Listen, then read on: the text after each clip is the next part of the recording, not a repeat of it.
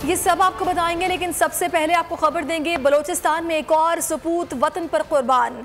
जिला पंजगोर में दहशतगर्दों ने सिक्योरिटी फोर्सेस की गाड़ी को बारूदी सुरंग से निशाना बनाया। हमले में कैप्टन काशिफ शहीद जबकि 2 फौजी जख्मी हो गए। शहीद को फौजी एजाज के साथ सपुर्दे खाक कर दिया गया। नमाज जनाजा रावलपिंडी में अदा की गई। Army chief general Qamar Javed Bajwa और अजीज़ व अकारिब ने शिरकत की।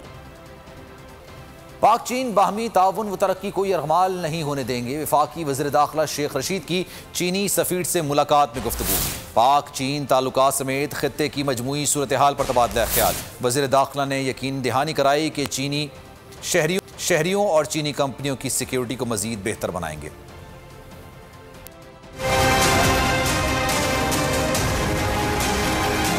चीनी सफ़ीर की वज़ीर दाखिला से मुलाकात, खित्ते के मजमूई सूरत हाल पर तबादला ख्याल।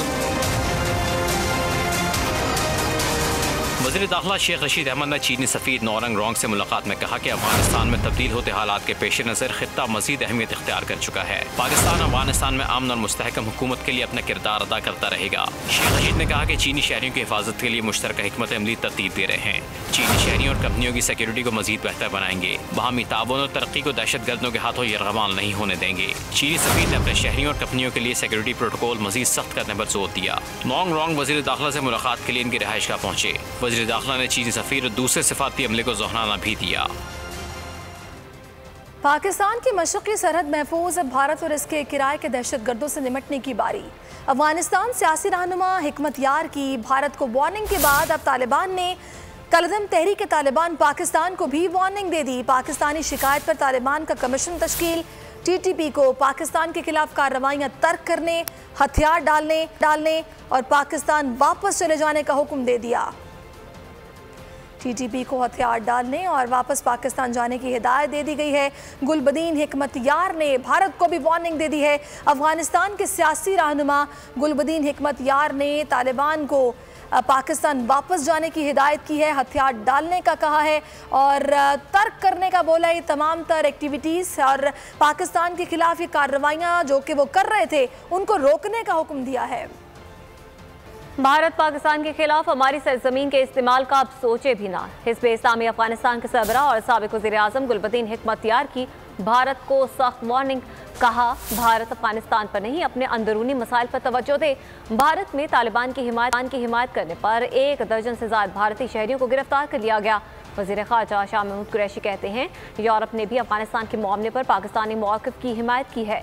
यूरोपीय यूनियन ने भी अपने शहरियों को काबुल से निकालने के लिए पाकिस्तान से मदद मांग ली। तालिबान ने पंजशीर के मुजामती ग्रुप को हथियार डालने के चंद घंटों का अल्टीमेटम दे दिया है। तर्जुमान मोहम्मद नईम कहते हैं, ताकत है या बातचीत से पंजशीर मसले को हल कर लेंगे। कौमती मुज़ाहमती महाज के सरबरा अहमद मसूद का कहना था, मुस्लिम ममालिक की नुमाइंदा तंजीम OIC ने अफगानिस्तान में मफाहमत के लिए आला सतह नुमाइंदा वफ्द भेजने का ऐलान कर दिया। सऊदी अरब की दरख्वास्त पर जद्दा में होने वाले हंगामी इजलास का एलामिया जारी। अफगानिस्तान में फरीकैन से तशद्दुद तर्क करने, दहशतगर्दों को दोबारा मुनज़्ज़म होने से रोकने और आलमी बरादरी पर अफगान मुहाजिरीन की मदद पर जोर दिया गया। नैब अगर साबित कर दे कि मेरे असासों में 1993 के बाद इजाफा हुआ है तो मैं मुजरिम। लीगी रहनुमा एहसन इकबाल का चेयरमैन नैब को चैलेंज। कहा, नैब ने मुझ पर जो केसेस बनाए वो रद्दी की टोकरी की नज़र हो गए। शहबाज शरीफ के खिलाफ मेरे भाई को नवाजने का झूठा केस बनाया गया। एहसन इकबाल का कहना था कि अगर नारोवाल स्पोर्ट्स सिटी मंसूबा मुकम्मल होता तो जेवलिन थ्रो में गोल्ड मेडल हमारा होता। लीगी रहनुमा का कहना था कि कौम के पैसे को मानत समझकर खर्च किया। ऑपोजिशन के पास पार्लियामेंट जाने के अलावा कोई रास्ता नहीं। NRO नहीं देंगे, करप्शन का हिसाब देना पड़ेगा। वज़ीर मुमलिकत फारूक हबीब ने ऑपोजिशन को ठप्पा माफिया करार दे दिया। न्यूज़ कॉन्फ्रेंस में कहा, इंतखाबात में शफाफियत के लिए इलेक्ट्रॉनिक वोटिंग मशीन ज़रूरी है। बैरून मुल्क पाकिस्तानियों को भी वोटिंग का हक देना है। मजीद कहा कि लीडर हमेशा आने वाली नस्लों के बारे में सोचता है। इमरान खान ने कौम में एहसास जिम्मेदारी पैदा किया।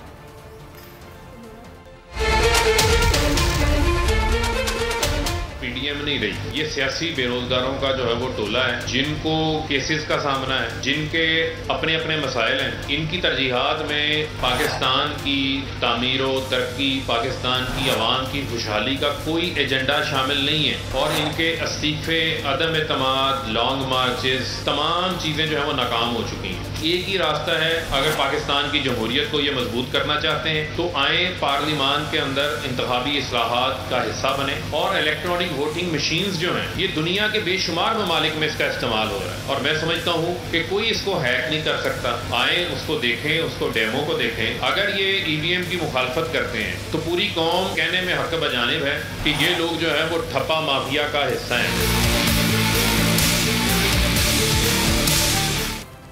शोबा सेहत, तालीम, माहौलियात, साफ पानी की फरहमी और गुड गवर्नेंस में तहरीक इंसाफ की पंजाब हुकूमत नून लीगी दौर से आगे रही है। बुज़दार हुकूमत ने अपने 3 साला दौर का लीगी दौर से तकाबुली जायजा जारी कर दिया।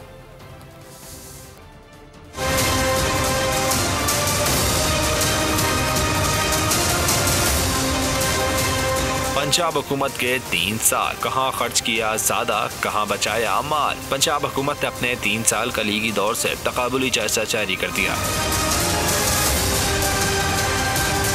रिपोर्ट के मुताबिक बुज़दार हुकूमत शोबा सेहत में लीगी हुकूमत से 124% आगे रही, 454 अरब रुपए ज्यादा खर्च किए। शोबा तालीम में 39% आगे, नून लीग के मुकाबले 323 अरब ज्यादा खर्च किए। रिपोर्ट के मुताबिक माहौलियाती शोबे में 1750% इजाफी बजट खर्च किया गया। लीगी हुकूमत ने वाटर प्लांट 1 करोड़ और बुज़दार हुकूमत ने 30 लाख में लगाया। मेट्रो बस के ठेके की शफाफ नीलामी से 8 अरब से ज़ायद की बचत की गई। जायजा रिपोर्ट के मुताबिक नून लीग ने 5 साल के दौरान काबीना के 115 और पीटीआई ने 3 साल में 163 इजलास बुलाए। 3 साल में 77 कवानीन और 59 ऑर्डिनेंस पास किए गए। मुस्लिम लीग नून की नायब सदर मरियम नवाज का कोरोना टेस्ट मनफी आ गया। गुज़श्ता हफ्ते मरियम नवाज के कोरोना टेस्ट मस्बत आए थे। वो अब तक मुकम्मल तौर पर सेहतयाब हैं और 29 अगस्त को कराची में पीडीएम के जलसे में शिरकत करेंगी।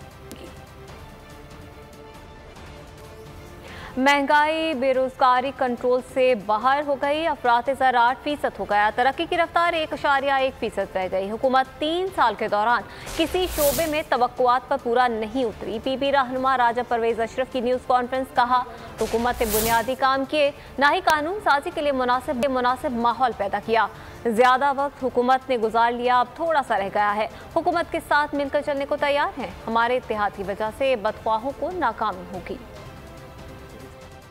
पाकिस्तान की मौजूदा हुकूमत ने 3 साल मुकम्मल किए। 3 साल में जो एक्सपेक्टेशंस थी, जो आपके वादे थे, जिनका तवातर के साथ वादा किया, उनमें से मैं समझता हूँ कि जो नतायज हैं वो मायूस होने। उसके लिए ज़रूरी था कि मुल्क में ऐसे हालात हों कि जो कि कानून साजी के लिए कंड्यूसिव हों। तो फिर ये मुल्क जो है आप कह सकते हैं कि यकसुई के साथ कोई हुकूमत भी कर सकता है और मुल्क आगे भी जा सकता है। एक दूसरे के साथ सर जोड़कर बैठने की ज़रूरत है और मैं समझता हूँ कि ये वक्त की ज़रूरत होगी कि हम इस क्राइसिस से पहले इसका बंदोबस्त करें। अकेली हुकूमत, मैं हुकूमत से भी ये गुजारिश करना चाहूँगा कि आपने तमाम पॉलिटिकल फोर्सेस को साथ लेकर चलना है। आज वक्त की आम तरीन ज़रूरत है। जो हुकूमत अमन कायम नहीं कर सकती उससे रहने का कोई हक नहीं। मवाज गोट हमले में मरने वालों को वज़ीर आज़म ने अपना समझा, इदारों ने जिम्मेदारी पूरी नहीं की। अमीर जमात इस्लामी सराजुल हक की लवाहिकीन से ताज़ियत के मौके पर गुफ्तगू, कहा तरजीही बुनियादों पर तहकीकात करके ज़ालिमों को मंजर आम पर लाया जाए